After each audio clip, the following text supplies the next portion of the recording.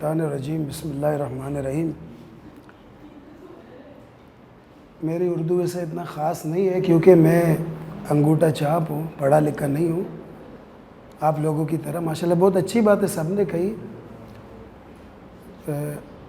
एक मसला ये है कि बकौल आरिस आसकानी के कि वो नहीं डरता, मगर एक मसला ये है कि जिनके पीछे जो है ना माँ बहनें हैं उन्हें तो डर लगेगा ना।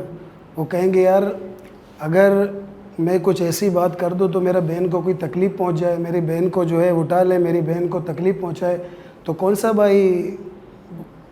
तो जब हम नए नए हमने घर शिफ्ट किया था अभी, तो वो गली इतना डिस्टर्ब वाला गली था, इतना गंदा गली था कि हम सब बहन भाई वहाँ डिस्टर्ब थे, तंग थे। तो एक दिन मैंने देखा कुछ शोरों की आवाज़ आ रही है, रात को 4 या 5 बजे का वक्त था। तो मैंने समझा शायद कोई शोर और कर रहा होगा। तो सुबह को जब मैं नींद से उठा देखा गटर से एक सर निकला।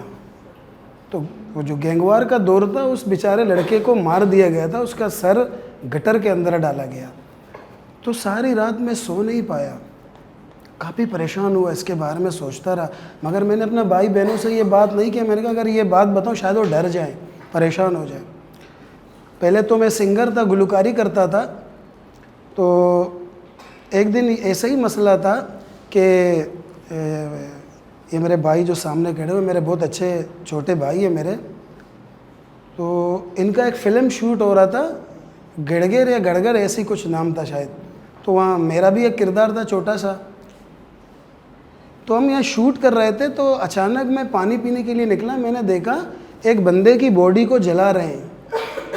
तो मैं परेशान हो गया, अल्लाह ये ऐसे जालिम लोग हैं कि इंसान को जो है ना इंसान को थप्पड़ मारना वो अजीब सा लगता है, और ये इतना मतलब वो है कि इंसान की बॉडी को जला रहे हैं, ये कैसा इंसानियत है। तो मैं काफ़ी परेशान हो गया यार। मैंने कहा यार ऐसा भी होता है। तो जैसे कि आरिस भाई ने कहा उन्हें डर नहीं लगता, तो हकीकत बात है कि मुझे बहुत डर लगता है। डर क्यों लगता है कि कोई इंसान मेरे सामने जला दिया जाए तो मुझे डर लगेगा ना यार, इस बेचारे को क्यों जलाया। अगर मैं कुछ बोलता कि यार तुमने इसको क्यों जलाया तो शायद वो मुझे भी जला देते। अगर वो मुझे जला देते तो शायद मेरे पीछे खाने वाले भी बहुत हैं, मेरी बीवी, मेरे बच्चे, मेरी बहनें, मेरी माँ। तो वो सारा घर जो है परेशान हो जाता है कि कमाने वाला एक और उस बंदे को जो जलाया जाता है। तो बस अभी इंसान जो है अल्लाह से माफ़ी मांगे, बस ये तो मसले होते रहते हैं। इंसान को मैं ये सोचता हूँ कि हिम्मत रखना चाहिए, अल्लाह से मांगना चाहिए कि अल्लाह हो सकता है मैं गुनाहगार बंदा हूँ। एक दिन इसी तरीके से मैं फंक्शन करने के लिए जा रहा था, रात के 3:30 बजे। मेरी वालदा ने मना किया ना जाओ। मैं कहा अम्मा जाऊँगा, दिहाड़ी मिलेगी, 3-4 हज़ार कमा के आऊँगा, सुबह को मेरे काम आएंगे।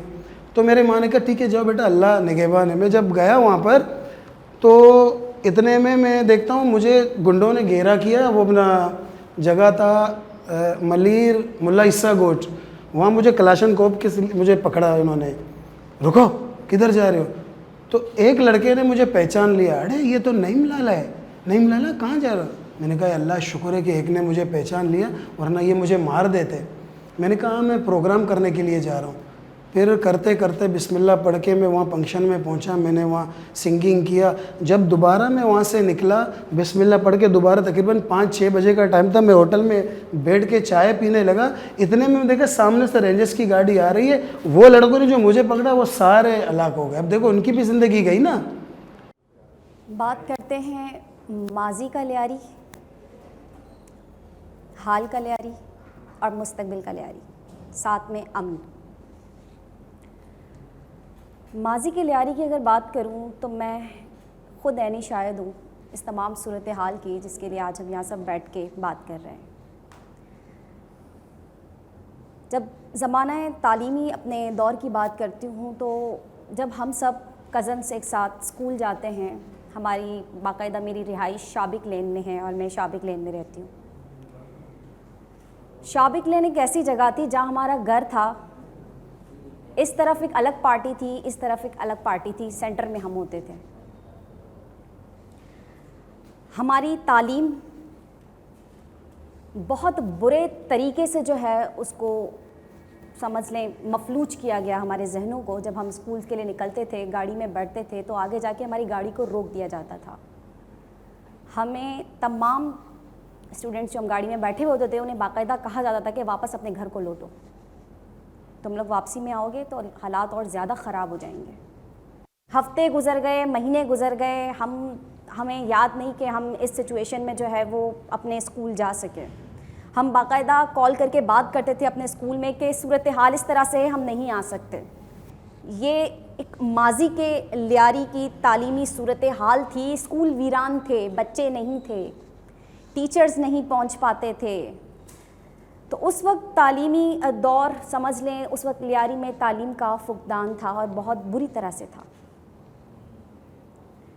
फिर जब मैं आगे बढ़ती हूँ, अपने कॉलेज के ज़माने की बात करती हूँ, तो अल्हम्दुलिल्लाह सूरत हाल बेहतर होती नज़र आती है। उस वक्त बहुत बुरी थी, क्योंकि हम जब घरों से निकलते थे तो बाकायदा हमारे सामने इस तरह की लाशें पड़ी होती थी। मुझे याद पड़ रहा है कि एक बार जब मैं स्कूल का यूनिफॉर्म पहन के गाड़ी का वेट कर रही हूँ, ऊपर छत से देखने लगी हूँ कि गाड़ी अब तक क्यों नहीं आई है। जब ऊपर से झांक रही हूँ नीचे, तो मैंने जब मेरी पहली नज़र उस नीचे की तरफ पड़ती है तो मुझे एक लाश नज़र आती है जिसकी सिर्फ़ और सिर्फ बॉडी है, सर नहीं है। मैं हैरान हो गई। मैं गई घर में, अपनी अम्मा को बोला, अम्मा नीचे कुछ हुआ है, मुझे समझ नहीं आ रहा उसको एक्सप्लेन कैसे करूँ, उस वक्त अपनी माँ को स्टोरी कैसे बताऊँ, अम्मा नीचे क्या है। जब उन्होंने मेरे फेस एक्सप्रेशंस देखे कि कुछ देखा है इसने, वो समझे कोई आसेब देख के आ गई है, शायद डर गई है ये। मुझे फिर अम्मा और अब्बा, बहन, भाई सब ऊपर आए, छत से नीचे झांक के देखा तो लाश पड़ी हुई है, सर नहीं है, और लोगों का हुजूम लगा हुआ है नीचे। और जब पता चलता है सिर्फ लाश यहाँ है, सर आगे तंदूर है और वहाँ पे एक इतना बड़ा सीख नुमा बना हुआ है, उसके ऊपर जो है उसका सर लटकाया गया है। अस्तगफिरुल्लाह, ऐसी सिचुएशन थी कि हमें, और लोग बाकायदा, उनके लिए कोई मौजज़ा था, क्या था मुझे समझ नहीं आया। लोग बॉडी देख के उसके बाद फिर वो उस तरफ जा रहे हैं सर देखने के लिए बाकायदा कि अच्छा सर किसका वहाँ लगा हुआ है।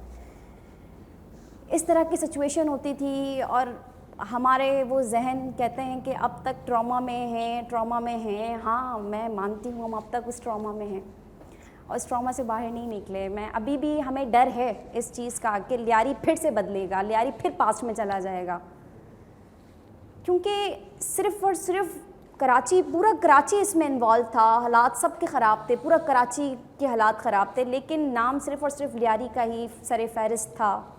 तो किसी ने ये नहीं सोचा कि सिर्फ़ और सिर्फ लियारी को ही क्यों जो है वो मंजर आम पर लाया गया, लियारी को ही क्यों टारगेट किया गया। इसके पीछे एक बहुत बड़ी हिस्ट्री है कि लियारी ने ऐसे ऐसे जहन पैदा किए हैं, लियारी से बाशऊर लोग निकले हैं, लियारी से ऐवानों में बोलने वाली मखलूक निकली है, लियारी से ऐसे ऐसे आर्टिस्ट बाहर आए, लियारी से ऐसे गुलकार आते हैं, ऐसे ऐसे इंसान इस ज़मीन ने या इस बस्ती ने पैदा किए हैं। और ये लोग डरते हैं, थोड़ा खौफ का शिकार हैं कि आगे जाकर कोई ऐसे इक़्तिदार में आने वाले लोग यहाँ से ना उठ के आ जाएं सामने। तो हमेशा से इस वजह से लियारी को टारगेट किया गया। और स्टिल अब तक मैं नहीं कहती कि लियारी में मुकम्मल तौर पर अमन आ चुका है, लेकिन मैं ये भी नहीं कहती कि लियारी में अब तक इंतशार है। लियारी जो है वो अभी बैलेंस चल रहा है। कभी यूं भी हो सकता है इसका पलड़ा और कभी इसका पलड़ा यूं भी हो सकता है, क्योंकि अब अगर हम तालीमी दौर की सिचुएशन की बात करते हैं तो अल्हम्दुलिल्लाह लियारी का नौजवान अब बाशऊर है।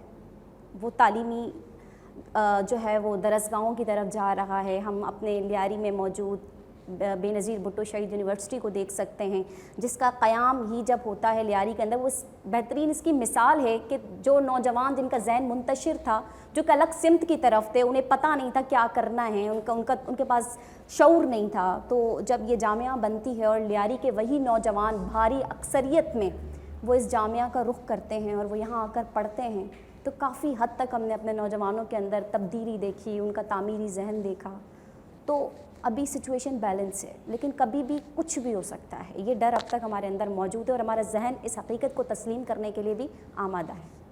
नाम महरीन शौकत है और मैं एक ऑर्गेनाइजेशन में कोच ट्रेनर हूँ।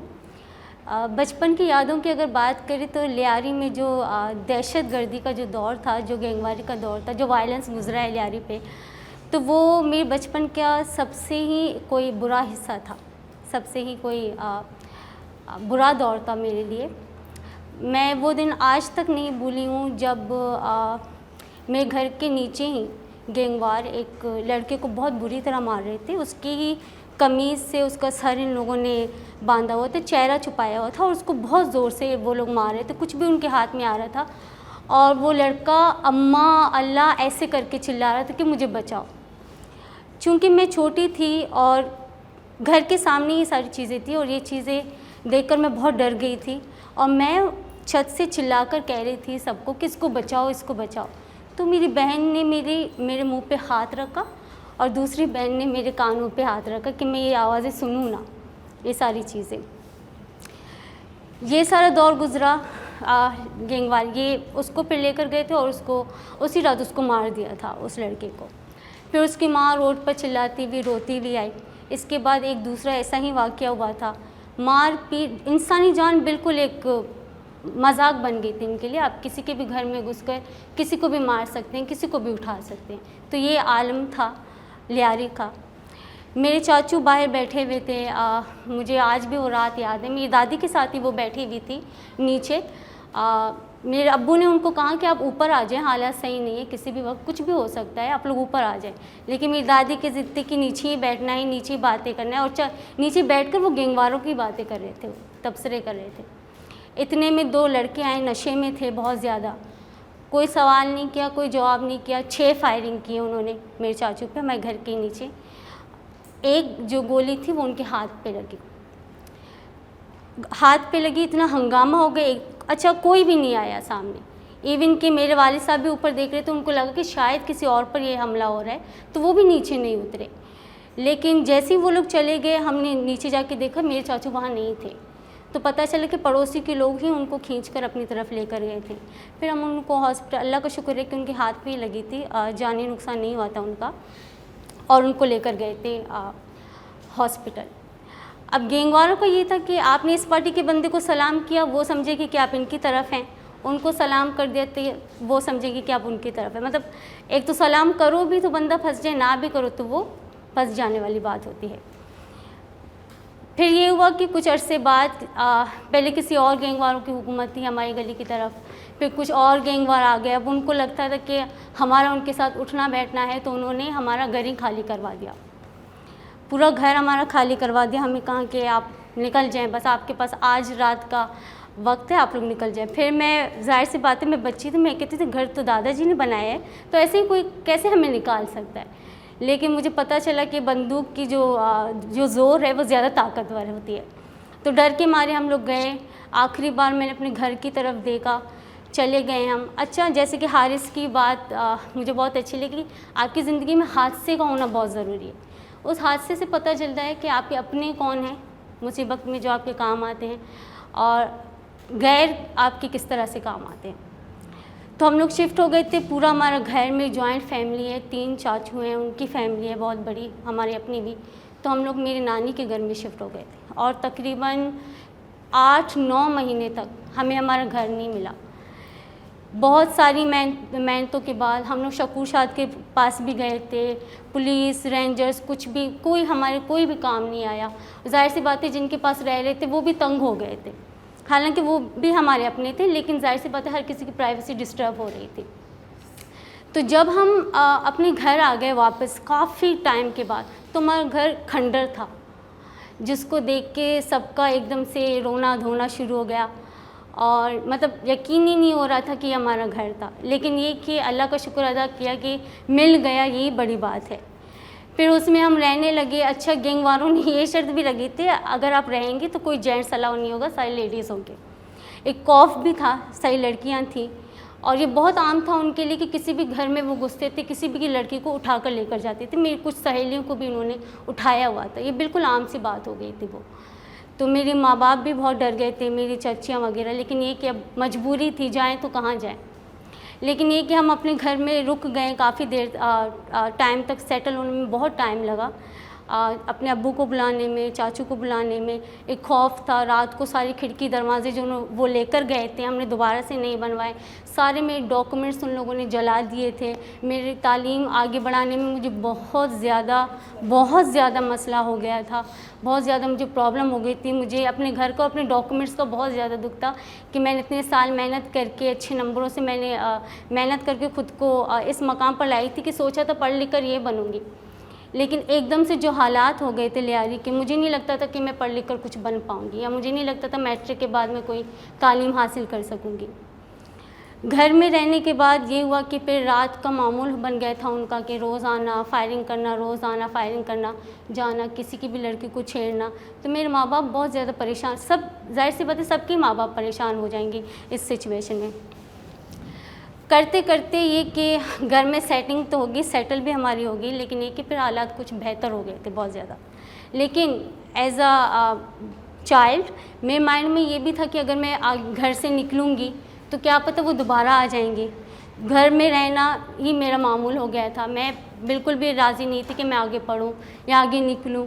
मेरे बाबा का फ़ोन थोड़ी देर के लिए बंद हो जाता तो मैं रोना धोना शुरू कर देती थी कि खुदा ना खास्ता उनके साथ क्या हो गया हो। तो मैं नहीं चाहती कि जो जैसा मेरा बचपन गुजरा है, जो वाक़यात मैंने देखे लियारी में, मैं नहीं चाहती कि आने वाली नस्ल इस वाक़ये को एक्सपीरियंस करे, कभी भी ना करे। अभी जो लियारी के हालात है वो बैलेंस है, आप अकेले जा सकती हैं, आपके अंदर खुद ब खुद इतनी कॉन्फिडेंस आ जाती है। मैं इतनी घर से नहीं निकलती थी, मुझे बगदादी जाना एक बहुत बड़ा प्राउड फील होता था मेरे लिए कि मैं बगदादी तक पहुंच गई, मैंने चील चौक देख लिया, चाकीवाड़ा तक आ गई। तो ये मेरे लिए बहुत प्राउड मोमेंट होता था कि मैं यहाँ इन जगहों पर जा रही हूँ। लेकिन वहीं के जैसे हिरा ने बात की, इन ऑर्गेनाइजेशन की वजह से ही काफ़ी लड़कियाँ बाहर आई हैं, काफ़ी लड़कियों ने खुद एतमादी हासिल कर ली है। और मेरी खुशकिस्मती है कि मैं किसी ऐसे ऑर्गेनाइजेशन के साथ काम करती हूँ जो बाकी लड़कियों को भी एम्पावर करने में आगे है। और मुझे बहुत खुशी होती है कि मैंने उन बच्चियों को भी उस मकाम तक पहुँचाया हुआ है जो इन सारी सिचुएशन से गुजरी हैं वो बच्चियाँ। तो जैसा हमारा बचपन गुजरा है, मैं दुआ करती हूँ कि ऐसा बचपन किसी का भी ना गुजरे और लियारी के हालात हमेशा बेहतर ही रहें। शुक्रिया। मुझे भी याद है वो वक्त के जब हमारे यहाँ पे कुछ मज़लूमों को ज़ालिम बनाया गया और हमारे सामने लाया गया। वो वक्त के जब इज़्ज़त हासिल करने के लिए पैसा कमाना बहुत ज़रूरी था, वक्त हमें बिल्कुल याद है। लेकिन उससे पहले के कुछ वाक़यात मेरे जहन में इस वक्त भी आज भी हैं कि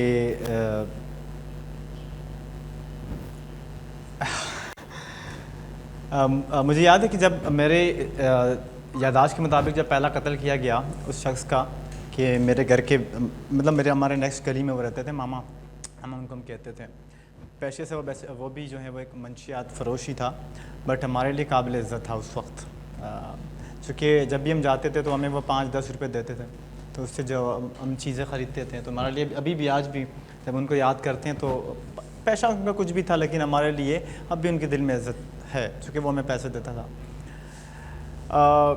बात हो रही लियारी की माजी की कि जब ये उरूज पर थे हमारे, जिनको आज हम याद कर रहे हैं, कि जिनको हम कभी गैंगवार भी कहते हैं, मज़लूम भी कहते हैं, कि जो कहीं ना कहीं किसी की तरफ से तोपे हुए आलात के शिकार थे।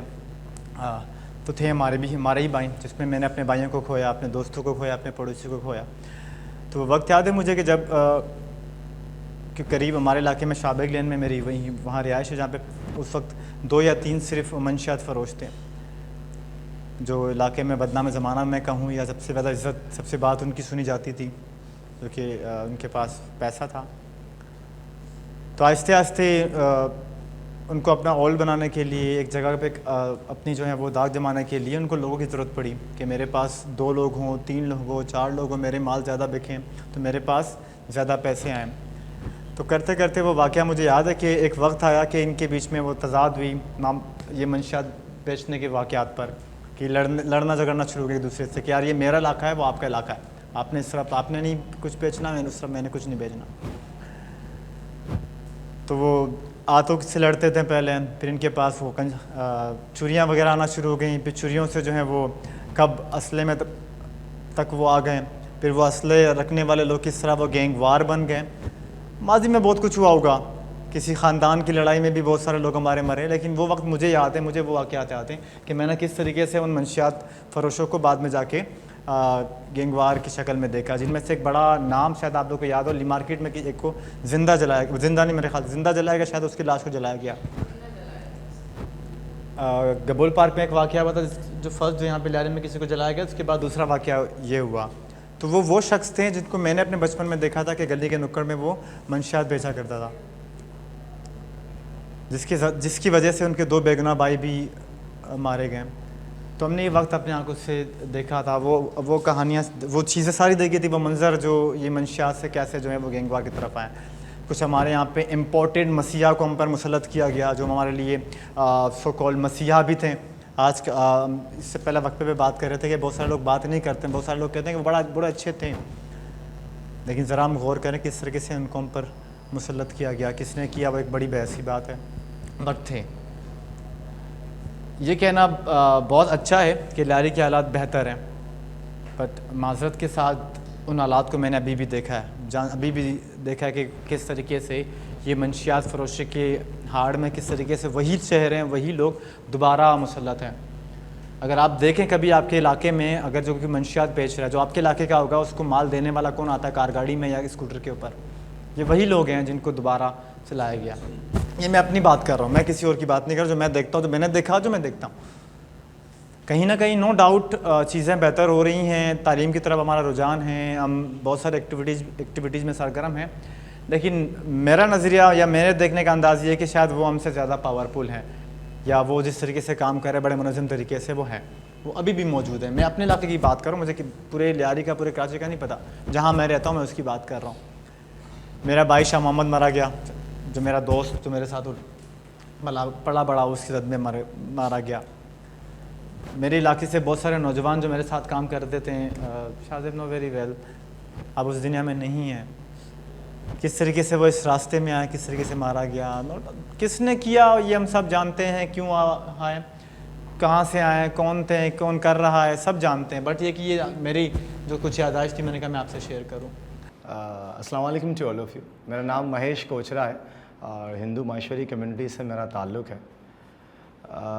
We are talking about the past time जो गुज़रा हमारे साथ, उसमें कुछ ऐसी चीज़ें थी कि जो हम किसी को बताने से नहीं रहे, और कुछ ऐसे हालात, कुछ ऐसे वाक़यात और कुछ ऐसी कहानियाँ हुई जिनके बारे में कहना तो दूर की बात है, जब वो तारीख़ भी सामने आती है ना, तो एक बार फिर से जना वो रूह काँप उठती है, और एक बार फिर अंदर से यही आवाज़ आती है कि या अल्लाह क़यामत आ जाए लेकिन वो वक्त दोबारा ना आए।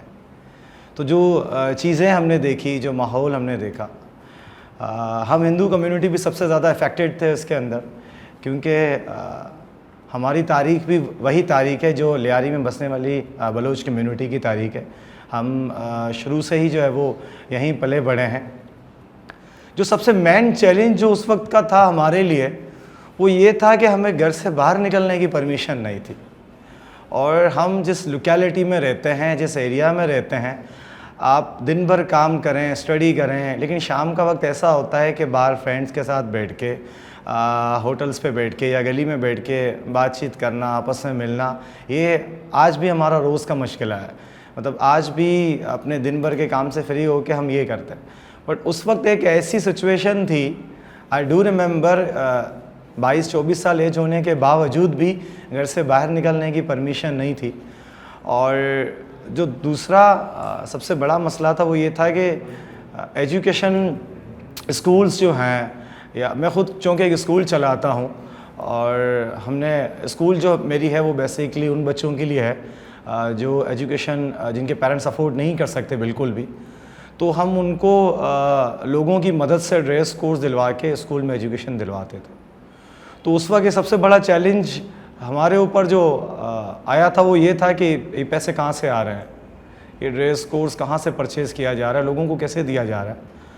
और आज भी खुदा की ज़ात गवाह है कि हम किस तरीके से लोगों से मतलब हेल्प लेके और बच्चों को हम किस तरीके से एजुकेशन दिलवा रहे हैं, क्योंकि ये जो प्रोसेस है ये एक ऐसा प्रोसेस है कि हम उसमें एजुकेशन को हर हाल में कंटिन्यू रखें।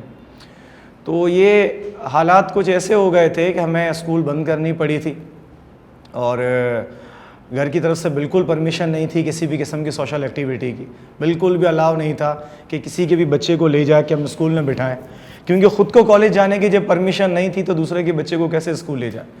तो ये एक बहुत एक ऐसा वक्त था जो आज भी याद आता है तो मतलब एक डर से जाते हैं कि बस ये दोबारा ना हो। स्कूल हमें बंद करना पड़ा था, बाहर जाना हमारा बंद हो गया था।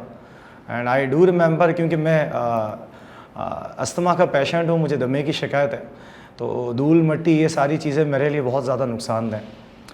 तो उस वक्त बीच में किसी दिन जो है ना एक जो साइक्लोन होता है, जो मिट्टी जो उड़ी थी और मैं अपनी छत पे बैठा हुआ था, तो वो मिट्टी से तो मुझे ज़्यादा ही एलर्जी, और मिट्टी जब वो ब्रेथ के थ्रू जब वो मेरे अंदर इनहेंस हुई तो अस्थमा का अटैक हुआ मुझे। और उस वक्त जो है वो एक पंप होता है जो हम यूज़ करते हैं उसको, वो घर में जो पंप था ना वो ख़त्म हो गया था और नीचे स्ट्राइक थी, हम बिल्कुल मतलब बाहर जाने से रहे थे। और उस वक्त मुझे याद है कि मेरी कंडीशन इतनी ख़राब हो गई थी कि मेरे अबू ने तो दुआ पढ़ ली थी ये गया, क्योंकि जब अस्थमा का अटैक होता है तो मेरा मानना ये है कि हार्ट अटैक से भी ज़्यादा ख़तरनाक होता है। क्योंकि आई डू रिमेंबर कि अभी भी जब मुझे होता है तो मैं बेड से नीचे गिर जाता हूँ, इतना ख़तरनाक होता है। क्योंकि ब्रेथ के ऊपर हम चलते हैं और ब्रीथ ही आपकी जब स्ट्रक हो जाए तो बड़ा ख़तरनाक इन्वायरमेंट हो जाता है। तो उस वक्त मुझे जो है ना वो इन्हेलर नहीं मिला था और बहुत कोशिश कर रहे थे भाई या अब्बा घर से बाहर जाने की कि लेके आएँ, बट अम्मा नहीं जाने दे रही थी। कहा ये मरेगा तो एक मरेगा, ये बाहर जाएंगे तो दो मरेंगे। तो इस तरह की सिचुएशन थी। एंड फिर वो जैसे तैसे करके विक्स बाम होता है ना वो चेस्ट पे लगाया, गर्म पानी से स्टीम दी। फिर हमें ऐसा है कि जितने भगवानों के नाम अम्मी को याद थे सारे उन्होंने ले लिए कि बस ये किसी तरीके से सरवाइव कर जाए। और 7 बजे मगरिब की अज़ान के बाद जो है ना अनाउंसमेंट हुई थी कि कोई शॉप्स खुली हैं, अगर किसी को कुछ लेना हो।